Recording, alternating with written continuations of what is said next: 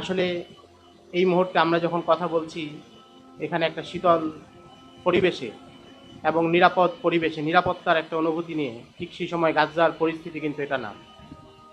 আমরা যে সময় কথা বলছি আমরা হয়তো অনেক তাত্ত্বিক কথা বলতে পারবো বা অনেক চিন্তা করতে পারবো, কিন্তু গাজার পরিবেশটা পুরোপুরি ভিন্ন। তো সেই জায়গায় কথা বলাও আসলে মুশকিল, এবং আমাদের কথা বলা এটা আমাদের অক্ষমতারই একটা প্রমাণ।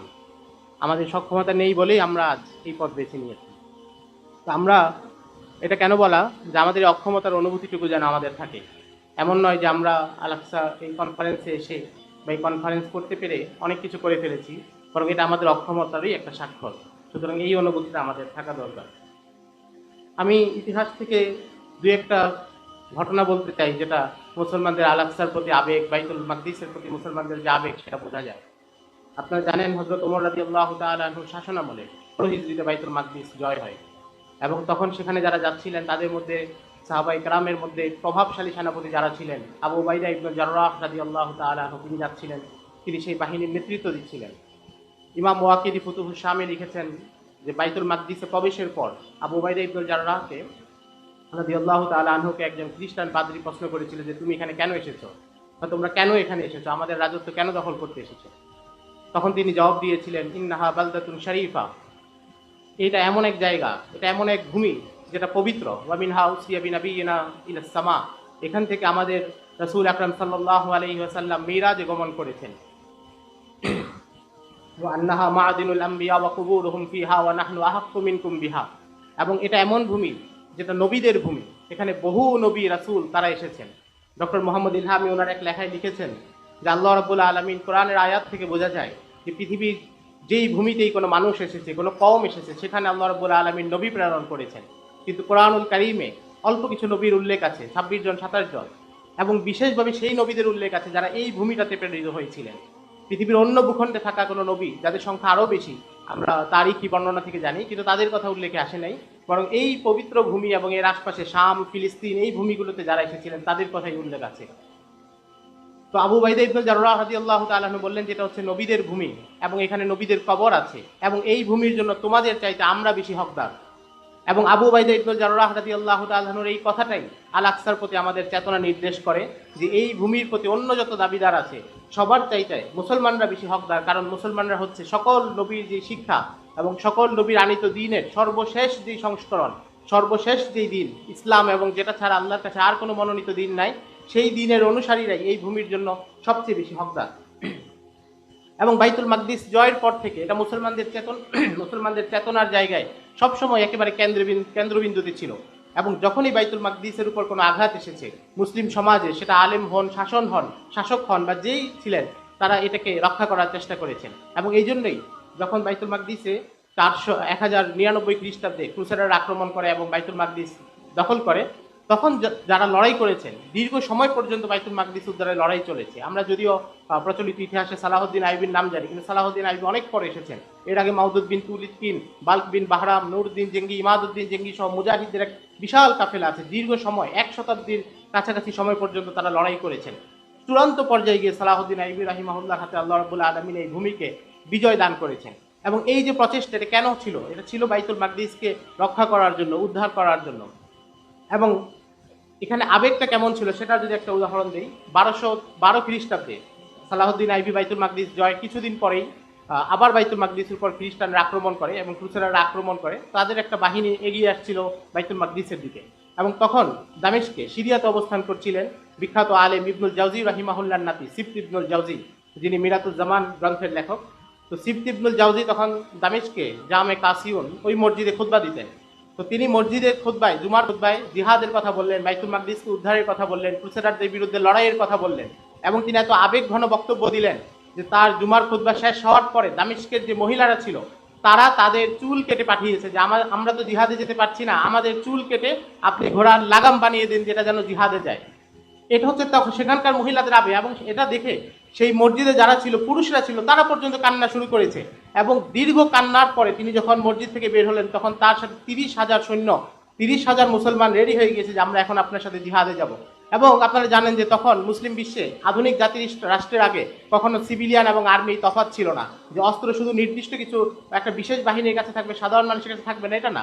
মুসলিম বিশ্বে সবাই সামরিক প্রশিক্ষা এবং সবাই অস্ত্র চালাতে জানতেন। এই জন্য যখনই কোনো জিহাদের ডাক আসতো, সেটা মদিনার যে ইসলামী রিয়াসত সেখানে হোক কিংবা উমাইয়া আব্বাসী খেলাফত যেই কোনো জায়গাতেই হোক, যখনই জিহাদের ডাক আসতো প্রত্যেকটা মানুষ সেই জিহাদে যাওয়ার সক্ষমতা অর্জন করত। কিন্তু আধুনিককালে এই তফাৎটার কারণে এখন জিহাদ যুদ্ধ এটা একটা নির্দিষ্ট বাহিনীতে চলে যাওয়ার কারণে ব্যাপকভাবে জনসমর্থন লাভ করা বা ব্যাপক মানুষের অন্তর্ভুক্তির পথটা বন্ধ হয়ে গিয়েছে। তো সিফত ইবনুল জাওজি ওনার সাথে 30,000 সৈন্য নিয়ে আইবি বংশের শাসক ছিলেন আল মালিকুল মুআজ্জম ঈসা, তার সাথে দেখা করেন এবং তারা যখন এগিয়ে যান তখন ক্রুসেডাররা এখান থেকে পিছিয়ে যায়। এটা আমরা এখান থেকে বুঝতে পারি যে মহিলাদের আবেগটা কেমন ছিল জিহাদের প্রতি, বাইতুল মাকদিসকে রক্ষা করার প্রতি। এবং সেই সময়ের একজন বিখ্যাত হাম্বলি আলেম ইবনু আকিল আল হাম্বলি রাহিমাহুল্লাহ তিনি বলেছেন, ইযা আরাদতা আন তা'লামা মাহাল্লাল ইসলামি মিন আহলিজ জামান ফালা তানজুর ইলা জিহামিহিম ফি আবওয়াবিল জাওয়ামি ওয়ালা ইলা দাজিজিহিম বিল হাজ্জি বিল আব্বাই ওয়ালাকিন ইনজুর ইলা মুআতাতিহিম বিআদাইশ শরিয়া। যে তোমরা যদি কোনো যুগের মানুষের অন্তরে ইসলামের প্রকৃত ভালোবাসা, ইসলামের প্রকৃত মর্ম উপলব্ধি করতে চাও, তাহলে তোমরা তাদের মসজিদে শুক্রবারে কত মানুষ হয় সেটা দেখো না, তাদের জনসমাবেশে তাদের ওয়াজ মাহফিলে কত মানুষ হয় সেটা দেখো না, বরং হজের মৌসুমে লাব্বাইক বলছে কত মানুষ সেটাও দেখো না, বরং তোমরা দেখিও যে তারা ইসলামের শত্রুদের প্রতি তাদের আচরণ কি, ইসলামের শত্রুদের বিরুদ্ধে তাদের ভূমিকা কি। কারণ আগের যেগুলো আছে সেগুলো নিরাপদ দিন পালন সেটা তুলনামূলক সহজ, কিন্তু ইসলামের শত্রুদের বিরুদ্ধে রুখে দাঁড়ানো এটা অনেক বেশি কঠিন। এটা ইবনু আকিল আল হাম্বলি বলেছেন ক্রুসেডের সময়কালে। তো মুসলমানরা এইভাবে বাইতুল মাকদিসের প্রতি আবেগ লালন করেছেন, এটাকে রক্ষা করার চেষ্টা করেছেন। এবং পরবর্তীকালে আমরা উসমানী শাসনামলে দেখি উসমানী সুলতানরা, বিশেষ করে সুলতান সুলাইমান আল কানুনি সহ অন্যরা, তারা বারবার ফিলিস্তিনের এই ভূখণ্ডকে রক্ষা করার চেষ্টা করেছেন এবং বারবার আইন জারি করে এখানে ইহুদিদেরকে ভূমি কিনা থেকে বিরত রেখেছেন। ইহুদিদের এই রাষ্ট্র প্রতিষ্ঠার তাদের যেই চেষ্টা সেটা কিন্তু 500-1000 বছর বিস্তৃত, সেখানে তাদেরকে বারবার উসমানীয়রা বাধা দিয়েছেন।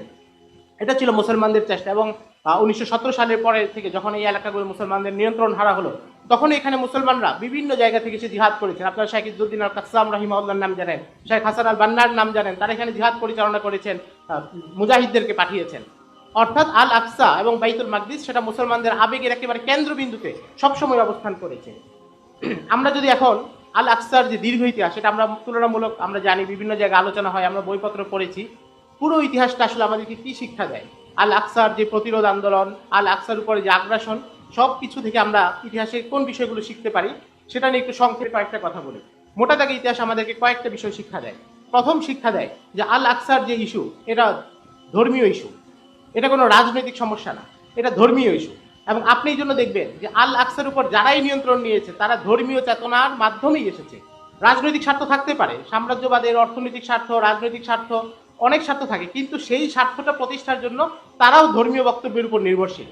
ক্রুসেডাররা যখন আল আকসার উপর আক্রমণ করেছে, পুরো ইউরোপ যখন পোপের নেতৃত্বে একতাবদ্ধ হয়েছে, তখন তারা কোন বক্তব্য সামনে রেখেছে? তারা সামনে রেখেছিল যে সেখানে তোমাদের ধর্ম লাঞ্ছিত, সেখানে ঈসা আলাইহিস সালামের যে স্মৃতিগুলো আছে, ছবিগুলো আছে, সেগুলোর উপর অপমান করা হচ্ছে, এই জন্য তোমরা সেখানে চলো। অর্থাৎ ধর্মীয় বক্তব্যের মাধ্যমেই ক্রুসেডাররা সেখানে এসেছিল। মুসলমানদের কাছে তো আল আকসা মানে ধর্মীয় বক্তব্য, সেটা আর আলাদা করে বলার কিছু নাই। ইহুদিরাও যখন এসেছে, আপনারা মোশে দায়ানের আলোচনায় দেখবেন, মোশে দায়ান নিজে বলছে যে আমরা তাওরাতের অধিকারী, আমরা তাওরাতের অনুসারী, তাহলে তাওরাতের যে ভূমি সেটার উপর আমাদের হকদার। অর্থাৎ ধর্মীয় বক্তব্যের মাধ্যমে আল আকসার উপর নিয়ন্ত্রণ নেয়ার যে লড়াই সেটা তিন ধর্মই করেছে। এবং আল আকসার মূল ইস্যু হচ্ছে এটা একটা ধর্মীয় ইস্যু। ফলে আপনি যদি কেউ যদি ধর্মীয় চেতনা ছাড়া আল আকসাকে লড়াই করতে যায়, আল আকসার উপরে কোনো নিয়ন্ত্রণ নিতে চায়, কিংবা পশ্চিমা যে মানবাধিকার বয়ান বা ধর্মনিরপেক্ষতাবাদ বা অন্য যেই কোনো বক্তব্য এখানে প্রতিষ্ঠিত করতে চায়, তাহলে তারা সফল হবে না। বরং ধর্মীয় ইস্যু থেকে যে সরবে সে আল আকসার ইস্যু থেকেও সরে যাবে। আমরা সাম্প্রতিক উদাহরণ হিসেবে ফাতার কথা বলতে পারি। ফাতার আপনি যদি গত 2 বছরের ভূমিকা দেখেন, তারা কি ভূমিকা রেখেছে? এখানে কোনো ভূমিকা রাখতে পারেনি, কারণ ফাতা হচ্ছে লিবারেল, তারা হামাসের মতো না। অর্থাৎ ধর্মীয় ইস্যুকে সামনে রাখার কারণেই ফিলিস্তিনের প্রতিরোধ আন্দোলন একেবারে দুর্বল অবস্থায়, কোনো প্রকার সাহায্য সহযোগিতা ছাড়াও এত লম্বা সময় টিকে আছে। যদি হামাসের মতো দল এখানে না থাকতো, শেখ আহমদ ইয়াসিন, আব্দুল আজিজ রান্তিসির মতো ব্যক্তিত্বরা এখানে না থাকতেন, ধর্মীয় ব্যক্তিত্বরা, যদি এখানে কোনো লিবারেল সেকুলার লোকজন থাকতো, তাহলে এই প্রতিরোধ আন্দোলন আরো বহু আগেই শেষ হয়ে যেত। যদি ফাতাহের মতো লোকদের হাতেই পুরো নিয়ন্ত্রণ থাকতো, তাহলে ইসরায়েল আরো বহু আগে এদেরকে দমিয়ে দিত। অর্থাৎ ফিলিস্তিনের এই প্রতিরোধ আন্দোলন ততদিন জীবিত থাকবে এবং এটা উজ্জীবিত একটা জায়গাতেই থাকবে, সেটা হচ্ছে ধর্মীয় চেতনা এবং জিহাদি চেতনা, ইমান স্পিরিট, সেটার মাধ্যমেই ফিলিস্তিনের এই ইস্যুকে জাগ্রত রাখা সম্ভব। দ্বিতীয় ইস্যু, ইতিহাস আমাদেরকে শেখায় যে বাইতুল মাকদিসের চাবি সেটা বাইতুল মাকদিসে না, বাইতুল মাকদিস জয়ের চাবি সেটা আছে কায়রোতে, সেটা আছে দামেস্কে, সেটা আছে আম্মানে। বাইতুল মাকদিস কখনোই জয় হবে না যতক্ষণ পর্যন্ত এই শহরগুলোর নিয়ন্ত্রণ আদর্শ মুসলমানদের হাতে না আসবে। আমরা যদি একদম পিছন থেকে দেখি, রাসূল আকরাম সাল্লাল্লাহু আলাইহি সাল্লামের ইন্তেকালের পরে ওমর রাদিয়াল্লাহু তাআলা আনহুর শাসনামলে যখন মুসলমানরা সেনাবাহিনী প্রেরণ করেন, তখন দামেস্ক কিন্তু ছিল মদিনা থেকে অনেক দূরে, তুলনামূলক বাইতুল মাকদিস ছিল কাছে। কিন্তু মুসলিম সেনাবাহিনী প্রথম বাইতুল মাকদিস আক্রমণ করেন নাই, তারা প্রথমে আক্রমণ করেছেন দামেস্ককে। কারণ তারা জানতেন যে রোমানদের মূল সেনাবাহিনী, মূল ক্যান্টনমেন্ট সেটা হচ্ছে দামেস্কে। দামেস্কের যদি পতন ঘটে, খুব দ্রুত বাইতুল মাকদিসের পতন ঘটবে। 14 হিজরিতে দামেস্ক জয় করা হয়, এর 1.5 বছর পর 16 হিজরিতে বাইতুল মাকদিসের জয় হয়। অর্থাৎ বাইতুল মাকদিসের নিয়ন্ত্রণ সে নিতে পারবে যে ওই শহরগুলোর নিয়ন্ত্রণ নিতে পারবে। এবং এরপরে ক্রুসেডাররা যখন বাইতুল মাকদিস জয় করেছিল, তারা কেন পেরেছিল? কারণ তখন কায়রোতে ছিল ফাতেমি শাসন, যারা আসলে ফাতেমিরা, উবাইদি শাসন, তারা নিজেদেরকে ফাতেমি দাবি করতো, শিয়া শাসন। কায়রোতে ছিল তাদের শাসন, এবং বাগদাদের দামেস্কের নিয়ন্ত্রণ ছিল সেলজুকদের হাতে, যারা ছিল সুন্নি এবং আব্বাসি খেলাফতের অধীনে শাসন করতো। তো ফলে দুইটা রাজধানী আলাদা হয়ে গিয়েছিল। দামেস্কের শাসনের সাথে কায়রোর শাসনে কোনো মিল ছিল না, বরং আলাদা দ্বন্দ্ব ছিল। এই দ্বন্দ্বের সুযোগ নিয়ে ক্রুসেডাররা এই এলাকাটা জয় করে। এবং ক্রুসেডারদের বিরুদ্ধে যখন মোকাবেলা করা হয়, দীর্ঘ সময় পর্যন্ত যে চেষ্টা চলেছে ইমাদউদ্দিন জেঙ্গির সময় থেকে, নুরুদ্দিন জেঙ্গির সময় থেকে, তারা সফল হতে না পারার বড় কারণ ছিল যে তাদের হাতে দামেস্ক, মৌসুল, আলেপ্পো এই শহরগুলো ছিল, কিন্তু কায়রো ছিল না। কায়রো তখনও ওবাইদিদের কাছে ছিল। এবং এই যে একটা নির্মম সত্য যে ওই শহরগুলোর নিয়ন্ত্রণ ছাড়া বাইতুল মাকদিসে আসা যাবে না, এটা স্বয়ং ক্রুসেডাররাও জানতো, মুসলিম সেনাপতিরাও জানতেন। ক্রুসেডারদের একজন বড় নেতা ছিল ওই সময় 1160 সালের দিকে, যখন বাইতুল মাকদিস জয় হয় নাই মুসলমানদের হাতে। তো ক্রুসেডারদের নেতা ছিল বার্ট্রান্ড অফ ব্ল্যাঙ্কফোর্ড। বার্ট্রান্ড অফ ব্ল্যাঙ্কফোর্ড সে তখন আশঙ্কা করেছে 1160 সালে, সে বলছে যে অচিরেই যদি মুসলমানদের মধ্যে এমন কোনো শাসক আসে যে দামেস্ক এবং কায়রো দুইটার নিয়ন্ত্রণ নিতে পারবে, তাহলে সে দ্রুত আমাদের বাইতুল মাকদিসের পতন ঘটাতে পারবে। বার্ট্রান্ড অফ ব্ল্যাঙ্কফোর্ড মারা যায় 1169 সালে। সেই বছর নুরুদ্দিন জেঙ্গি মিশরে পাঠান সালাহুদ্দিন আইয়ুবিকে, এবং সালাহুদ্দিন আইয়ুবি যখন যান কায়রোর নিয়ন্ত্রণ নেন, এবং পরে নুরুদ্দিন জেঙ্গি মারা গেলে সালাহুদ্দিন আইয়ুবি কায়রো এবং দামেস্ক দুই শহরের নিয়ন্ত্রণ নেন, এবং নিয়ন্ত্রণ নেওয়ার 17 বছরের মাথায় তিনি বাইতুল মাকদিস জয় করেন। অর্থাৎ যখনই এই শহরগুলোর নিয়ন্ত্রণ আদর্শ মুসলিম নেতৃত্বের হাতে আসে, তখনই বাইতুল মাকদিস নিরাপদ হয়। এবং এরপরে সালাহুদ্দিন আইয়ুবি বাইতুল মাকদিস জয় করার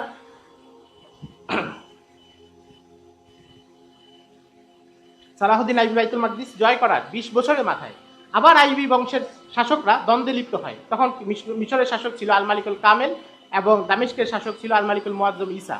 এই দুইজনের দ্বন্দ্ব হয়, এবং আল মালিকুল কামেল ক্রুসেডারদের সাথে সন্ধি করে যে তোমরা আমাকে আল মালিকুল মুআজ্জম ঈসার বিরুদ্ধে যদি লড়াই সাহায্য করো, আমি তোমাদের হাতে বাইতুল মাকদিস তুলে দিব। যার পূর্বপুরুষ বাইতুল মাকদিস উদ্ধার করেছেন, তিনি আবার চুক্তির মাধ্যমে বাইতুল মাকদিস তুলে দিলেন ক্রুসেডারদের হাতে, চুক্তির মাধ্যমে।